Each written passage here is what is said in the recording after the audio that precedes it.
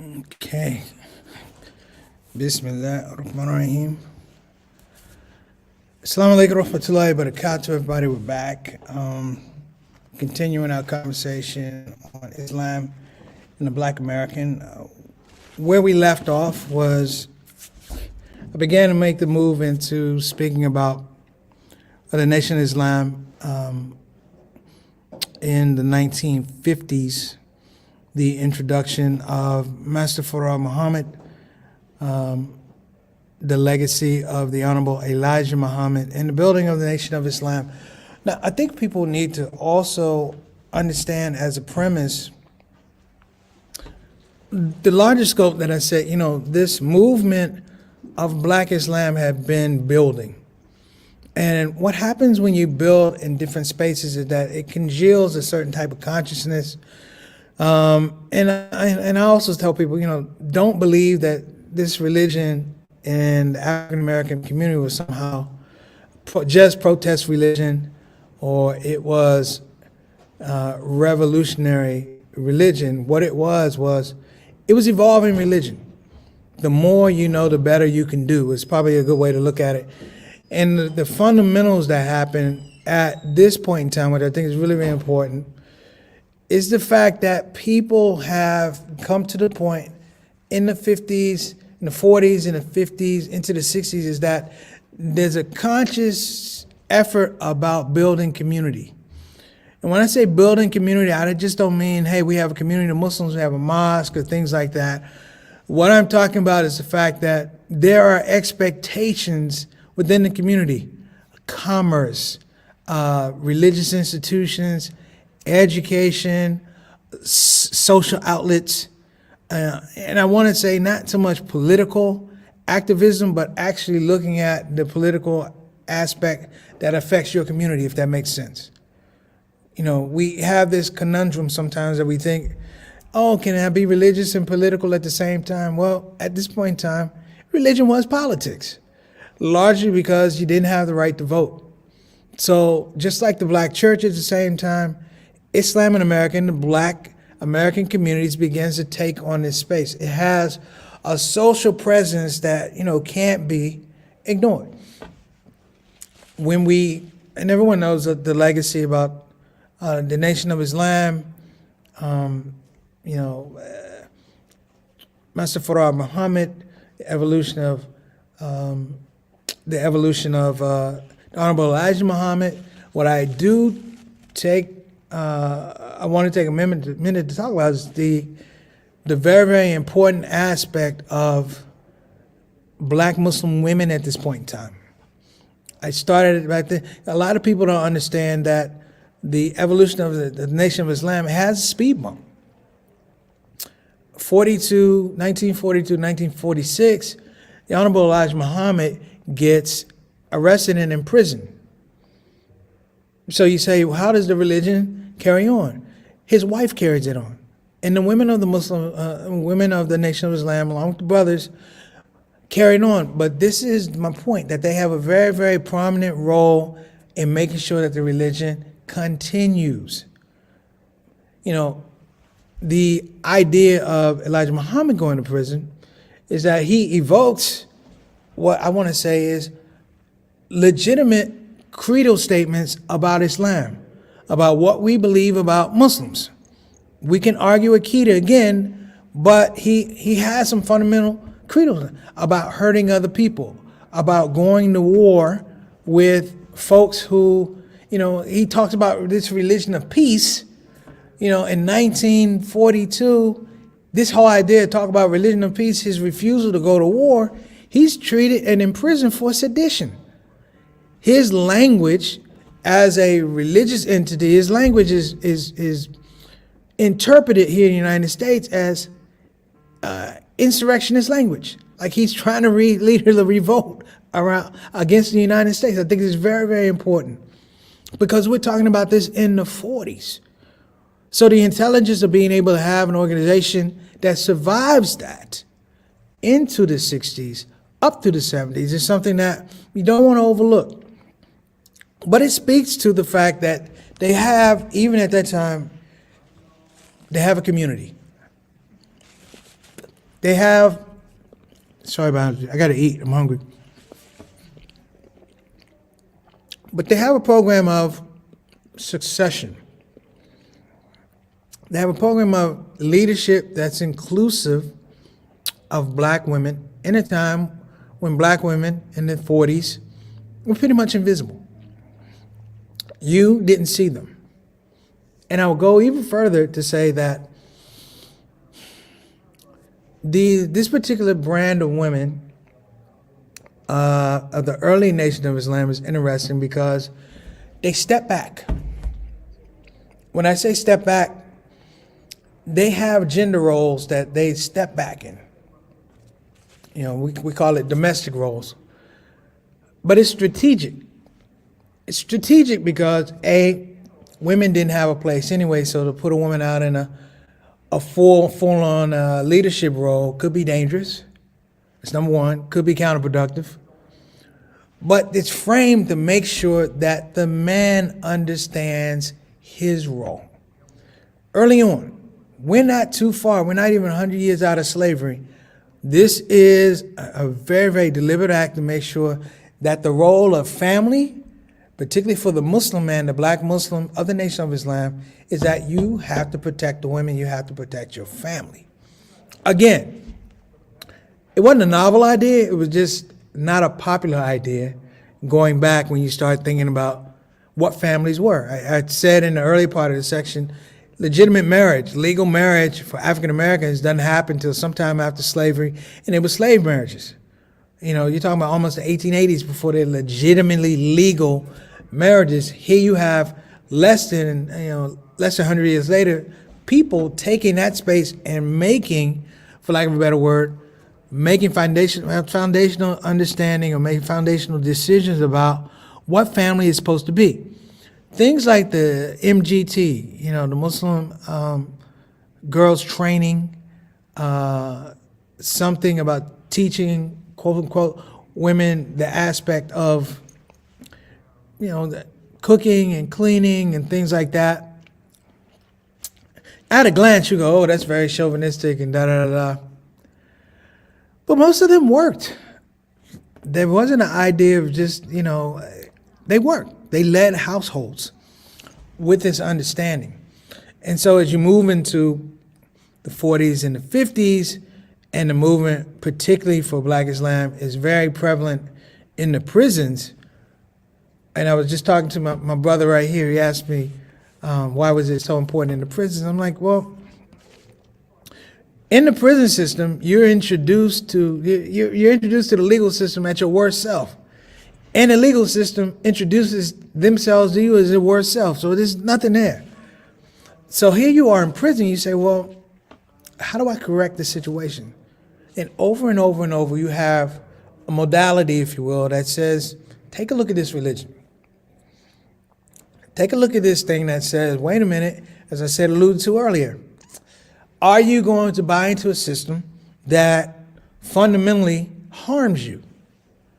Are you going to buy into a religious dogma that's fundamentally harms you? Or are you going to look at something that says there's a liberating idea to this religion because it's inclusive of logic, it's inclusive of logic that you're around, that you can see. So if you can see drinking as a problem, you can see drugs as a problem, you can see alcohol, prostitution as a problem. If you can see that these things summarily are not healthy to the overall economy of where you live, you're going to have questions and you're going to have reaction. And so this religion in the prison, brothers and sisters, allows people to have circumspect. They have perspective. I said earlier, you know, some of the most disciplined communities, Muslim communities in the world are in the prisons. Why? Because prison, they call it the Department of Corrections. I call religion, I call Islam the religion of correction. And so you have, one, this groundswell of correction in the prison under this oppressive system of incarceration. But oh my gosh, what happens when you get out of that situation of incarceration and you can freely engage this idea of religious expression, religious study, become students of knowledge. You can engage other people with the information that community that you have in there. Guess what happened? There's a community out there that's waiting for you. And over and over and over, that becomes the thing. You know, it wasn't a jail religion, but I tend to think that Elijah Muhammad going to prison for sedition. Now, most people don't even know what sedition means. Going to prison for sedition, not drugs or bank robbery or prostitution or pimping or bootlegging or killing, murder. He doesn't go for it. He goes for sedition, and the sedition is based on the fact that he has this idea of religious principles that he's been speaking out to the world, and people go, there's something wrong about it, there's something dangerous about it, and he's in prison. You just put a guy in a prison with people who are looking for correction. And so that becomes a formula that, guys, a lot of times people come into contact and are exposed to Islam in prison, but it's a conduit. When I say it's a conduit, it means it leads to a different place, and you don't want to get too far, but I think that's really, really important to talk about. So even that space is extremely important. It's extremely important because in the 50s and 60s, there's a growth. I talked about the musical change back then, but there's a musical change that happens in jazz. There's a musical change that happens. Blues, per se, is not as popular now because people are constantly evolving. Like I talked about blues and jazz. Blues tells the world, you hurt me. This is how, and jazz begins to tell the world, this is how you hurt me. Even more so, in the 50s and 60s, there's a groundswell of people who are, in many ways, framing non-traditional expression through religion, but also in their art, also in writing. You have a plethora of artists. Sound like thank you again. You have a plethora of artists who are expressing themselves. The whole idea of poets, your Nicky Giovanni's, your Maya Angelou's, your Sonia Sanchez's, and and I'm going to get to this other part too. But you also have your last poets, your Gil Scott Herrings, who began to emphasize what they've learned, because there's a gestation period. So if you take 5 years to understand and watch society, when you have a chance to express yourself in terms of art, now it's different. And this is the conundrum. This is the freeing, if you will, the emancipation of black creativity, and it's connected, of course, to black religion. So I wouldn't say it's solely based on just Islamic expression. You have expression all over the place. But there's a knowledge and an awareness of Islam. There's a knowledge and awareness of what the struggle is. And Islam in itself ties into a large mosaic, which is inclusive of the other efforts I told you about, the Garveyites and the Lost Foundation, Noble Drew Ali. And even then, it replicates itself. So let me get you to this point. I'm going to give a shout out to JT Johnny L. Thomas and Brother Haroon. In the 60s, what happens is you have religion in a space of turmoil. So it's not just religious identity that people are dealing with. We're talking about a country that's in search of a national identity. The idea of the red, white, and blue is being up against the red, black, and green. You have wars that question, loyalty versus, I'm just subjugating myself for this patriotism. And so you have in that space, and this is even more important because now you begin to understand where your Muhammad Ali's come from, where your Malcolm X's are coming from, because these are children that are seeing these things. I'd have to find some research on it, but it has to be underscored that one of the reasons that the Nation of Islam was not really in the political space of speaking about Vietnam was largely because of the fact that their leader had been in prison for sedition, talking about a religion of peace, and he did 4 years in prison. So therein lies the fact that There's no trust of the American judicial system for speaking the truth. Essentially, for every Muslim speaking on a creedal statement that talks about what our protections are. And our protections are not just for people in the United States, but people around the world. You know, the person in Vietnam has the right to be happy and have joy. The person in Africa has the right to be happy and have joy, as well as the person in Central America. Ironically, the government is involved in these different episodes, if you will, where they deny that. And here in the United States, you have people who are literally looking at this through a prism going, wait a minute, I've been going through that, and this is what's happening around the world. And so in some regards, you have, what's the word I'm looking for? In some regards, you have folks who are looking at this thing from a different spectrum because they know how it can go. They know how this thing can end and end badly. So then you have that space. So we're at 5:03. So what I'm going to do is I'm going to actually talk a little bit more about the art aspect of it coming out of the Nation of Islam. You know, one of my great quotes, not my great quote, but in a PhD paper, Dr. Wesley Muhammad's quotes a guy that said, you know, the Honorable Elijah Muhammad he didn't court orthodoxy, but he didn't mean to. That was not his focus. Clearly, he had a social agenda, you know, and I think in retrospect, that social agenda was appropriate because not necessarily people were really ready for the orthodoxy of Islam at that point in time. If that was the case, then the Ahmadiyas would have been very, very successful, but they were not. The overriding problems of black existence here in the United States literally buys into the scope that we have to do something, that we just can't be religious people. We have to be very, very active with our religion. And that becomes, I want to say, a touchstone for so many things that happen. Even though there's a splitting between the Honorable Elijah Muhammad and Malcolm X, people don't realize that the efforts of Malcolm X to stay in the nation, very, very profound. Things happen. We can run through all of the COINTELPRO stuff that you want to, but things happen. And the idea that more so that Malcolm gets introduced to this world aspect of Islam should not underscore the fact that the Honorable Elijah Muhammad was seeking the same thing. The Nation of Islam was seeking to join the world Islam, the world of Islam, the overall orthodoxy. I think that's really important. And it's reflected in the fact that when he dies, he chooses his son, Wallace Muhammad, W.D. Muhammad, may Allah be pleased with him. He chooses him to lead the Nation of Islam when he dies in 75. Is it a shock?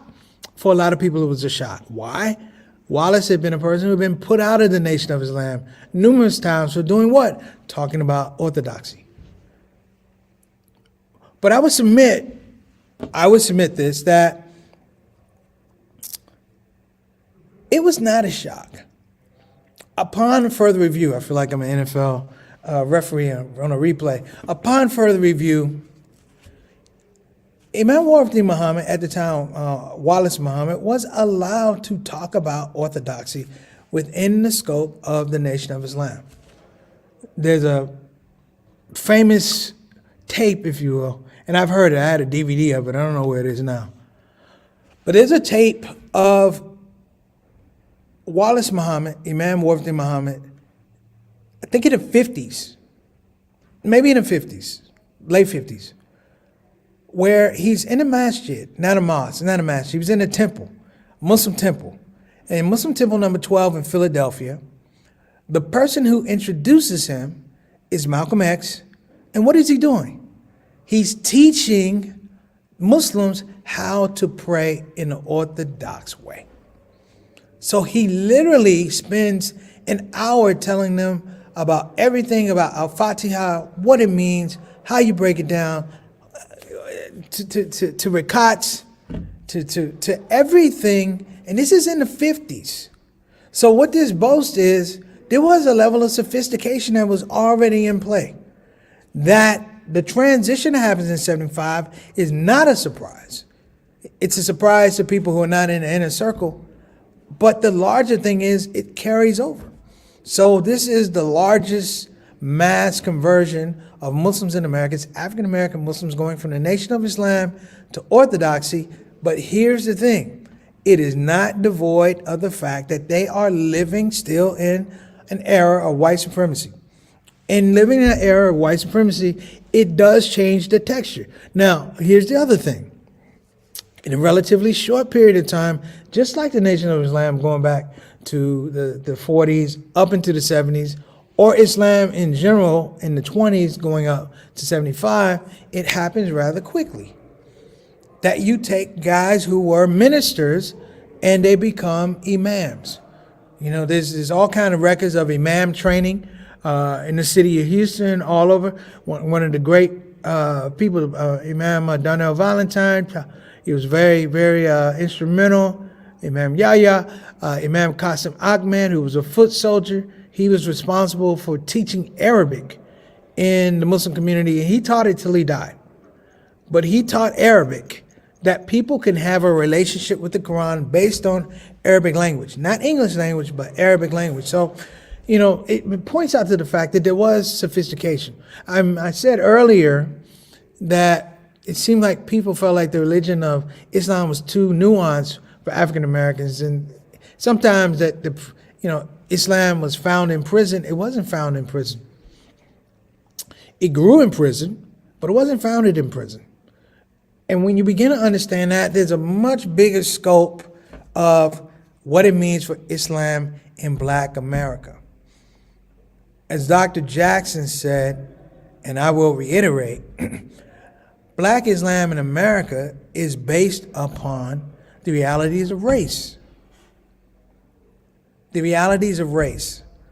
Now, for all of you watching, understand that navigating race in America, white supremacy in America, if you are a person of color or you are a non-white, is a very, very intellectual undertaking. It is extremely difficult, to the point that sometimes we scar our children because we don't want them to go through racism as we've gone through it. That the nuances are there, but we have to direct them. Because fair isn't fair and equal isn't equal. That being said, as we talk about the religious growth, we talked about Black theodicy and things like that, Black suffering. Now you have a wellspring whereby those things begin to go away. 10 years, 20 years, it goes away. And what you're looking at now is the fact that people now are ready to experience freedom under the auspices of religiosity. When I say freedom, it is not just I'm going to be in a nation. You had the Islamic Mission of America back in '67 that develops after Malcolm's death. You have Darul Salam, you have all of these things. And what does that say? What that says is you have evolution. You have evolution. That people coming to understanding how they want to practice the religion outside of the Nation of Islam, outside of the Lost Foundation. You have now people who are beginning to have contact with scholarship. Darul Salam is, we want to follow the Sunnah and the Hadith, the Sunnah of Prophet Muhammad and the Hadith of Prophet Muhammad, may peace and blessings be upon him, but you didn't have that in the 30s and 40s and 50s and now the 60s. And now it is apparent in the 60s and in the 70s now, groups like the Nation of Islam now appear to be un-Islamic. That they're not the high merit religion that this presents itself as. But at the same time, to do that misses the point that they established all of this without that. And so when you get into the 70s, you do have the movement of the Imam Muhammad Muhammad community that comes out to 75, and they do the large conversion. And in a relatively short time, the temples become mosques, the ministers become imams. And again, they grow at another level to have their knowledge be inclusive of as we said before, being inclusive of hadith and fiqh, they become students of knowledge relatively quickly. Now let me throw this out, because we talk about Aqidah all the time. Don't think that the Nation of Islam is not aware of Aqidah. Don't think that they have not addressed aspects of orthodoxy. They have. Just the same as back in the 40s and the 50s, I told you the recording of listening to Wallace Muhammad, Minister Wallace Muhammad, talk about Al-Fatiha out of the Quran and explain every level of Al-Fatiha, explain every movement of the prayer. This is in the 50s. So understand, part of this is people are strategic for what they need in terms of their own religious preservation. As you move into the 70s, after you move into the 80s, but particularly the 70s, it becomes a space because the religion is housed now with political activism and political identity. Black is beautiful. Islam is an African religion. It is pure. Why is pure? Because it didn't happen here in the United States. You know, it's not the solution, but it's a better option than what's being told. So you have a period of time where that's going on. And of course, it permeates into culture. By the time you get to 75, you're looking at maybe 2 years later, hip hop. Now let me explain a little bit about hip hop. Let me try. As I was telling Brother Hamza, in doing the research for this, and I sent a track to Dr. Jackson. He might not listen to it, or we might not be friends after he does. You know, hip hop has a very, very, very strong relationship to Black Islam in America. Let me explain. The modality of religious expression and artistic expression become very, very nuanced. You know, you talk about the Bohemian period. There was a Black Bohemian period whereby people looked to the past to figure out not where they come from, but what did I miss? What did they not tell me? And the art begins to inform us what people didn't tell us. So you have groups like I mentioned before. You have groups like the Last Poets. And the Last Poets were putting out records going all the way back to 1969. There's an album, everyone can check it out, called Chastisement. Just look at the cover art on Chastisement, even if it's 69 and 70, look at the color of it. This is like Quran. It's literally like Quran. The United States is on the ground. Above them you have people acting like pharaohs and followers, and avenging angels coming down to correct the situation. And on one wing, you see Arabic writing. This is profound, because these are the purveyors and the godfathers of the hip-hop as you know it. Let me tell you, there's rap and then there's hip-hop. This hip-hop is interesting because it's inclusive of culture. This is the hip-hop that gives you the 5% Nation, or reinforces the 5% Nation. Doesn't give you. Because the 5% Nation is a youth organization with Clarence 13X. It's a youth organization who became disenchanted, of course, with the NOI and what they saw. They felt like it didn't speak to the youth. They splintered, but they still kept this identity as Muslims. So even in that space, the art begins to change, and the art informs the religion, and religion informs the art. So this tune, if you could look it up, called Black Soldier. It's called Black Soldier. And it really echoes the sentiments of the Honorable Elijah Muhammad's argument about going to war. The only thing here is it's in a song and has rhythm and has flow. His argument was to a government whereby he didn't have any power politically or legally. And he spoke about not going to war. In prison for 4 years for sedition. Roll the cameras, brothers and sisters. What does Muhammad Ali get locked up for? Well, he doesn't get locked up for. He loses his championship. They didn't lock him up. He argues the same position as his teacher and creates something that's countercultural, whereby people are not blindly going into this scope of America is right or American exceptionalism. They're not doing that. What they're doing is saying, wait a minute. I have agency to speak about what I feel. If it's a war, if it's politics, I can do those things. And here's a foundation that's holding me. And it was a beautiful thing to watch Muhammad Ali say, according to my religion. According to my religion. This is what we believe. It takes a number of years for people to even identify black Muslims as being a religious entity, period. But they stand on it. And so you create a wellspring of art. In the story, in the song Black Soldiers, what are they talking about? Literally, what are they talking about? They're saying, why are you sending me over? They talk to the black soldiers, they're not talking to the government.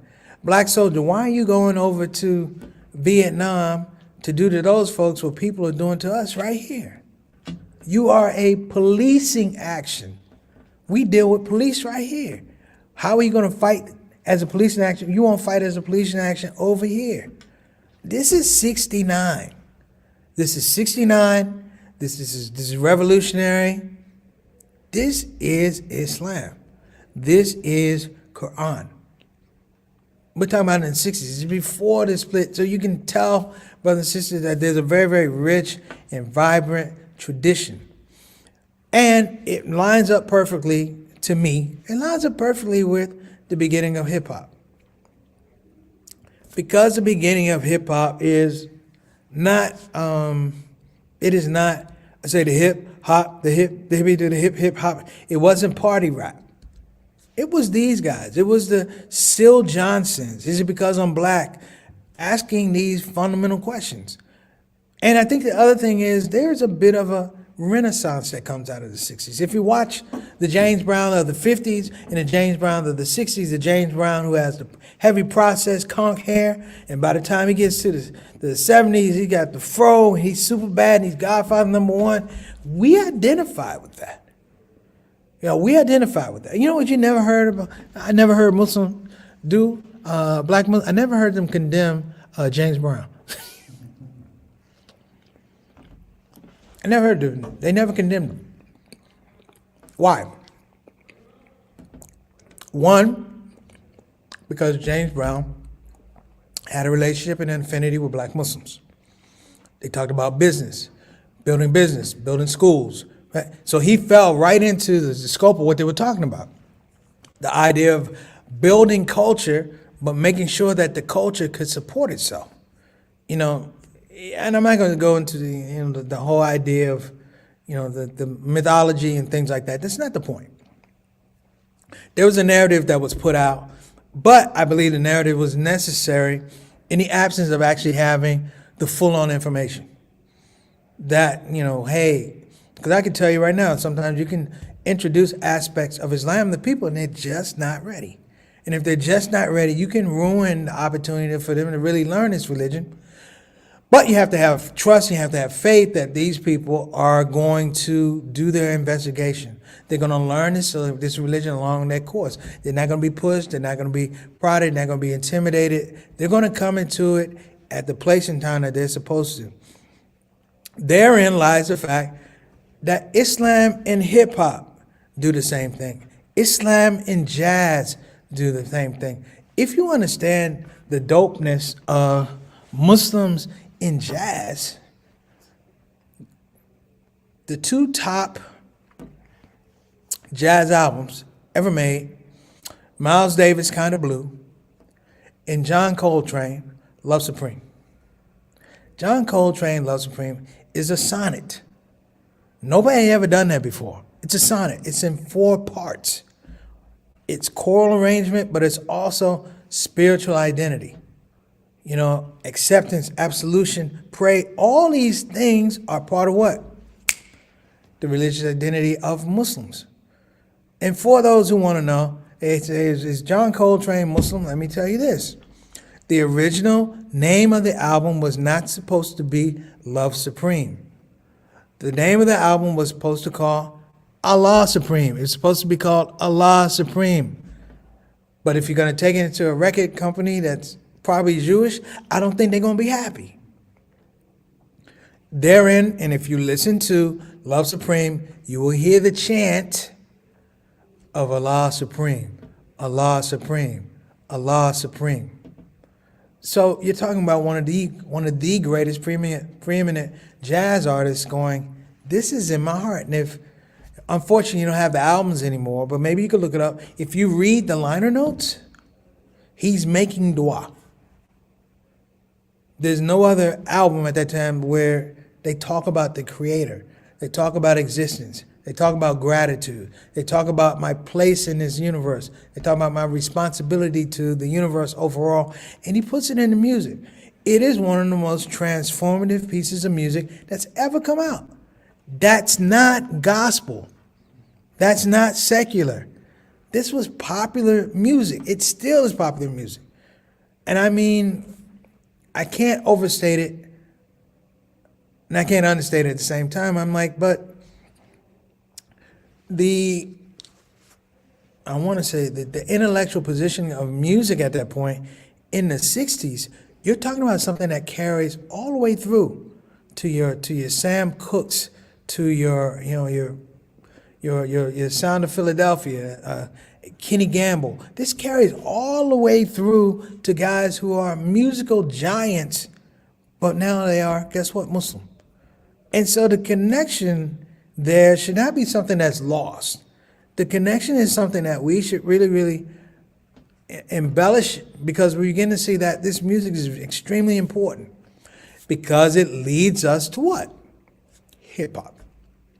One of the great albums of The Last Poets is This Is Madness. But there's a tune that they do on one of their later albums. It's called Jazz Oratory, like a combination of jazz and poetry for all the spoken word people out there. And they call it Jazz Oratory. But the beauty of it is they're telling you through this language, we're artists, we're African American, we are Muslim, we are here, we love Allah, we love you. And they put it in music. So it's not exclusionary. Everybody could listen to The Last Poets. It wasn't in Arabic, it wasn't in, you could read it, but you could hear it and you could feel it. And so that becomes a blueprint for hip hop. One of the guys that comes out of the hip hop tradition before there's actual hip hop is a man named, you guessed it, Gil Scott-Heron. I had the pleasure of opening for Gil Scott-Heron in Milwaukee. It was a Super Bowl Sunday. I think my brother JT was with me. But I asked him about The Last Poets. And he said, let's get this straight. He said, The Last Poets made me want to do what I want to do. They didn't make him want to be Muslim. They made him want to be conscious. And that consciousness carries over because you just can't pull the Islam out of The Last Poets, and it's permeated. And so here it finds itself in clear culture. I'm like, and this is extremely important. As you begin to get deeper and deeper into what hip hop is, in the 70s, the song that, of course, resonates with everybody, the big song after all the party records, is a song called The Message. Why put out a song called The Message? You got Apache, you got Sugar Hill Gang, you got all the different raps, the hip hop, da-da-da. They put out a song called The Message, and it's antithetical to pretty much every rap that's come out. It jumps back to The Last Poets.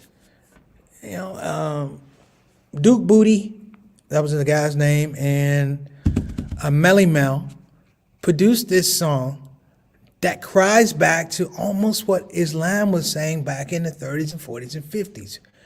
It is a amalgamation of course, the blues, the jazz, and the blues, the jazz, and the gospel, because they take you from beginning to end.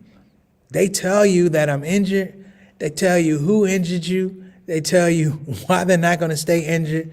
They speak to solutions.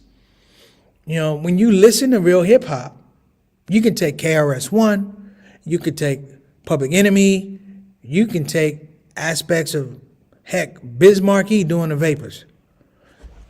That, brothers and sisters, speaks to what they grew up around in New York, in New Jersey. Whether it was the Nation of Islam, whether it was the 5% Nation of Islam, you're talking about people like Poor Righteous Teachers. You're talking about Big Daddy Kane. You're talking about King's Son. You're talking about you're talking about people who foundationally look at the history of where they came from and acknowledge Islam as a part of that. It takes a nation of millions to hold us back. Listening to Public Enemy play and hearing voices of the Honorable Minister Louis Farrakhan in rap. You couldn't hear him any place. You couldn't hear him on the radio, but you hear him in these songs. And people say, is it an underground growth or underground phenomenon? No. I keep telling folks, it connected with everything else that's going on. It's just one other level of evolution that people have to recognize and tie into. And so when you begin to move around and understand the ruminations, you know, this music gets extremely, extremely dangerous. The idea of the Public Enemy, the idea of, like I said, asking these questions about the society around you. No, of course, it takes a detour. You know, we have gangster rap and stuff like that. Let me tell you about gangster rap. Even gangster rap or gangster rappers have an affinity, appreciation, and respect for Islam. Any of them, because they grew up around it. And growing up around it, while you may wild on record, you know, there is a clear understanding and place of respect for this religion in those places. As well as other, you know, I'm just talking about Islam, but I just want to make sure that, you know, we don't leave out the fact that there are major Christian pastors that did amazing work in Chicago. Kanye West remarks on a couple of them. In fact, he used some of their sermons. My point, brothers and sisters, is here we are with this really, really evolved consciousness, and it's transitory. What we look at now is the fact that you have mobility, if that makes any sense. You have mobility. And I believe like Muhammad Ali is one of the best examples of mobility in his religion, where he started with the Nation of Islam, where he moved and he was Sunni with the Man with the Muhammad community, and eventually, when he passed, he returned to Allah, he was Sufi. These brothers and sisters are really, really important, because you have to understand that people are going to have that growth. You know, and I can't overstate enough that the religion in and of itself, it's going to find itself in politics. It's going to find itself in how do we define gender. It's going to find itself in how we have our households established, our marriage practices, how we raise our children, how we live and how we die. And for Islam and the African American, it's no different. It just has a hub of understanding and practical, let me say this, practical application for the things that we deal with. I said earlier that dealing with Islam, and well, not Islam, but dealing with racism in America, white supremacy in America, is a very, very spiritual and intellectual undertaking. It is not easy. You cannot navigate this labyrinth without some type of knowledge, some type of intelligence. You understand? You know, clearly you can't do it. So as we begin to move forward and really express towards the latter part of this talk, what are the expectations? We've talked about all of this history. What were the expectations for Islam and the Black Americans in a larger scope? If you read Dr. Jackson's book, he talked about a third resurrection. And that third resurrection was that the indigenous Muslims and the immigrant Muslims were going to get together. Finally, we're going to get our act together, and we're going to live this religion, we're going to live this deen, and this was going to be the establishment of a different type of front, if you will. Did it happen, though? People debate, did it happen? And from my scope, I speak for myself, it didn't happen. I'm not saying it can't happen, I'm just saying that it didn't happen. There are various factors in terms of how Islam was commenced after the 60s. That people who came from Muslim countries in the 60s had different agendas. They weren't here to establish religion. They were here to go to school, they were here to get good jobs, things like that. But the establishment of religion was not that. As I said at the beginning of the lecture, race was the conduit for Islam in America. That's what we needed. That's what we were dealing with. Two different spaces. And to nobody's fault. I'm just saying not to anybody's fault, anybody's detriment. It's the fact that we haven't really addressed what our issues are and what our problems are. Too much, too often, we capitulate. The African American community romanticizes, much the same as the Honorable Elijah Muhammad romanticizes that we're going to have this great reunion between all of us as brothers and sisters of Islam. Oops, sorry about that. But it's extremely difficult because even our brothers and sisters who came here in the 60s, they had different agendas. They had different experiences. They had different responsibilities. Some of their allegiances were not to the United States. They were where they came from. Pakistan, Saudi Arabia, India, all these places.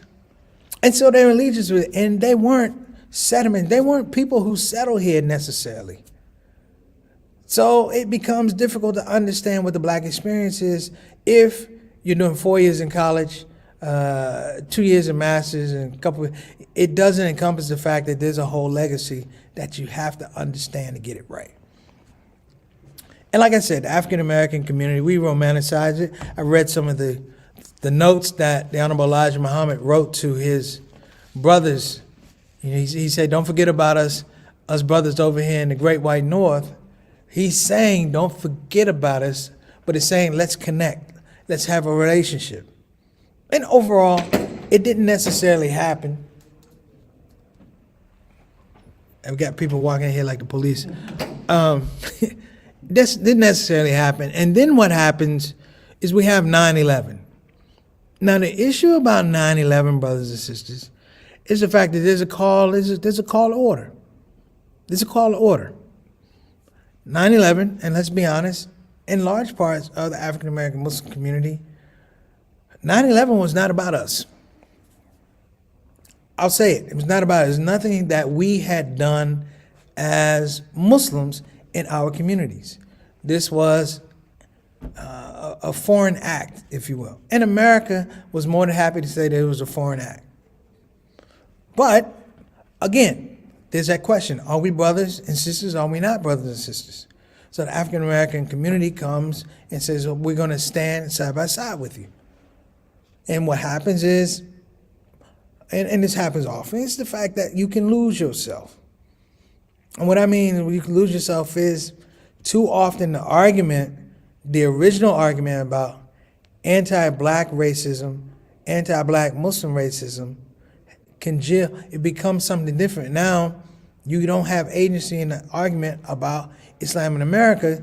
Now the conversation, you speak through filters. You're talking about either anti-immigrant racism or anti-Muslim racism. So now it becomes colorless. And in that space of becoming colorless, you lose positioning. So by the time, we get to 1995,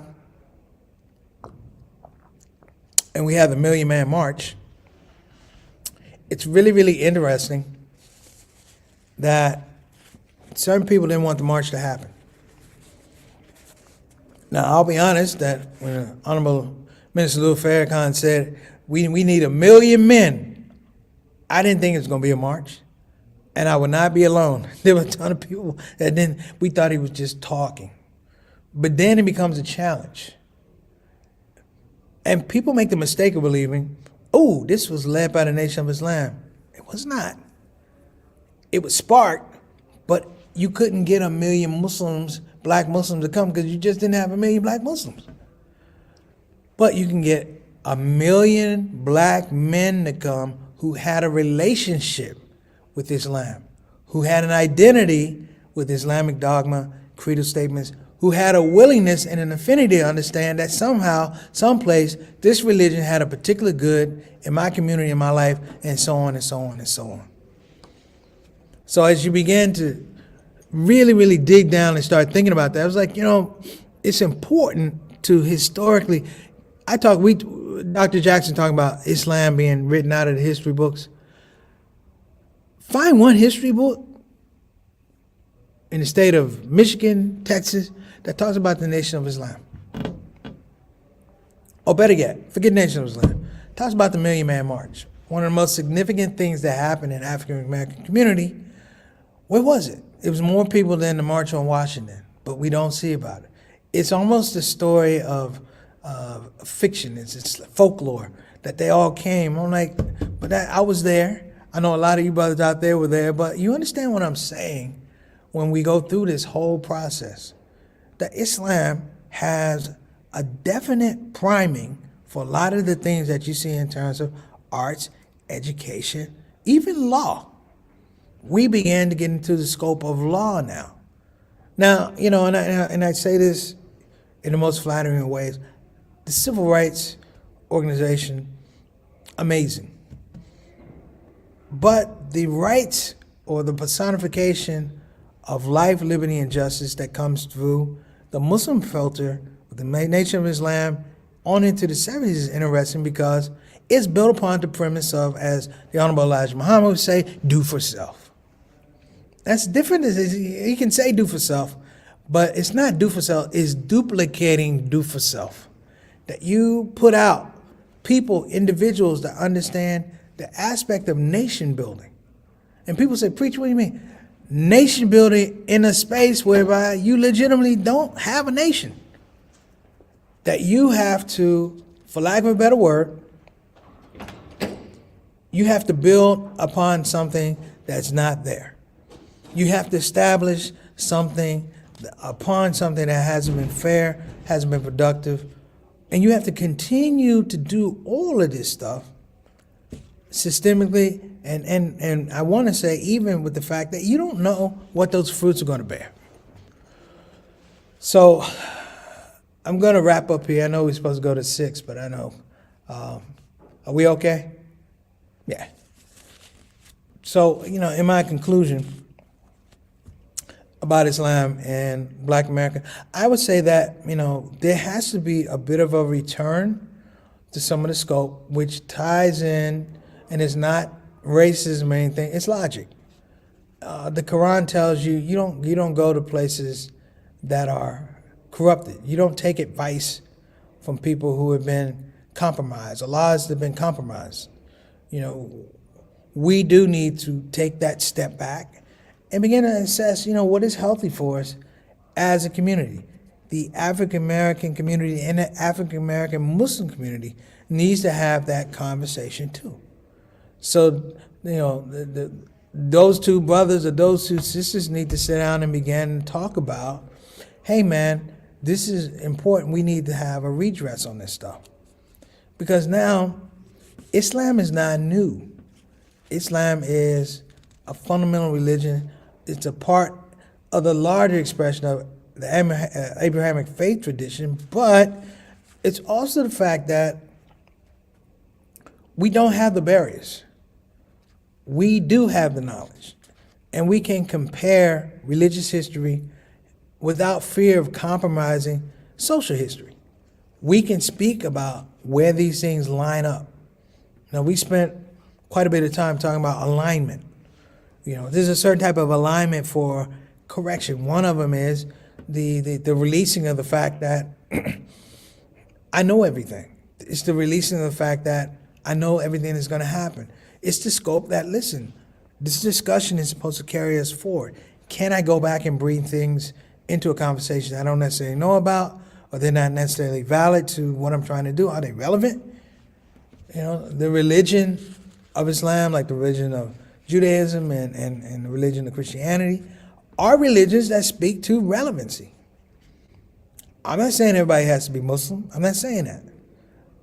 Or Jewish or Christian. I'm saying that people that come to the table need to be, one, informed, and two, open to other aspects of religiosity that they may or may not have been in contact with. And I believe, as I close, that the African American community here in America has demonstrated that, not for the world religion of Islam, but I'm talking about for the world generally, that these things, as I said earlier, are miracles of faith. They are divine intercession. And they're part of a larger mosaic. Brothers and sisters, I talk about the building of schools and things like that. But look at the overarching narrative that you have of African Americans, period, coming out of the slave tradition, who not only after slavery had to develop schools and places of institutions of learning, they developed colleges. So you have the Booker T. Washingtons, and you have the W. Du Bois. You have these people who are developing colleges.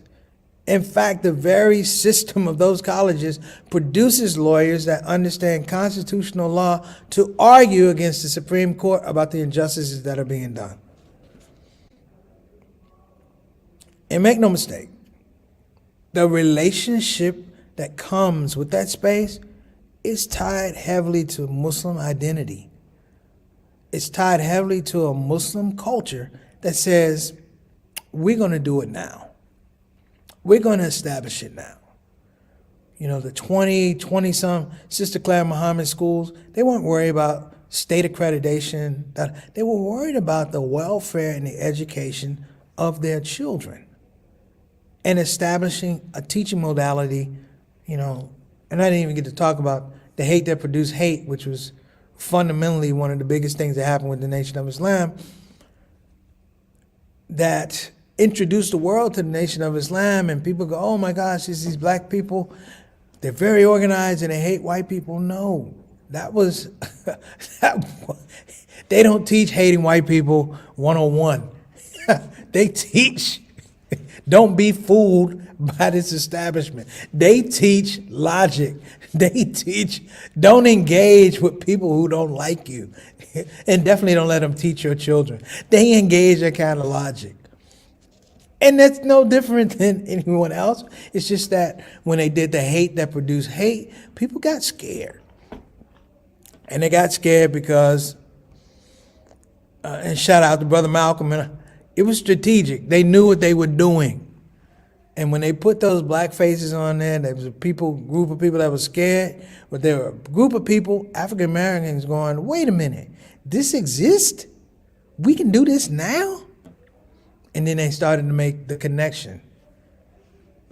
You know, there was a part of Minister Farrakhan's speech at Savior's Day when he talked about how he was a